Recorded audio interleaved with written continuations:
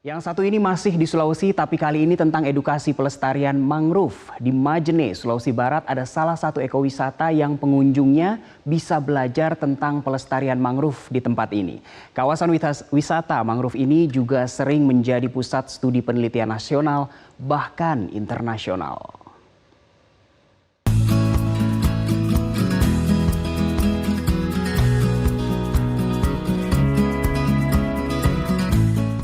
Inilah Mangrove Learning Center yang berada di Pulau Baluno, Desa Binanga, Kecamatan Sendana, Kabupaten Majene, Sulawesi Barat.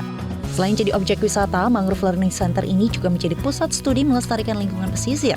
Utamanya edukasi bagi siswa yang diajari mengenal dan menanam mangrove.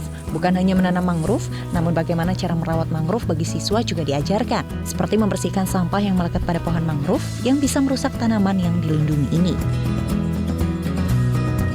Kawasan wisata mangrove ini juga sudah sering menjadi pusat studi peneliti nasional maupun internasional. Selain itu, di sini juga disediakan sejumlah spot foto bagi pengunjung seperti payung yang digantung untuk menambah keindahan tempat ini dan wahana perahu angsa bagi pengunjung.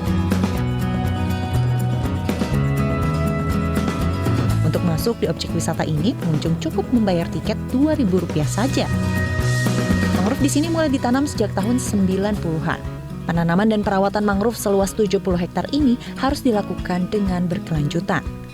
Sebab mangrove ini ditanam di atas kerang mati yang butuh perlakuan khusus. Hingga kini terdapat 11 jenis dengan ratusan ribu mangrove yang telah ditanam di pesisir Majene. Yang memberikan pemikiran, pemahaman kepada anak-anak muda, utamanya para siswa SD, SMP sampai mahasiswa tentang peran dan fungsi utama dari mangrove itu bagi masyarakat maupun bagi lingkungannya sendiri. Yang rutin itu kami lakukan itu pemeliharaan, karena di sini kan mangrove itu kita pelihara sampai 2 tahun baru dilepas. Sifat-sifat bayinya masih ada, kita bantu dia membersihkan dari sampah-sampah di laut yang tadi kita lakukan. Kemudian dari tiram-tiram yang mencengkeram batang muda mangrove, karena mangrove sendiri itu unik.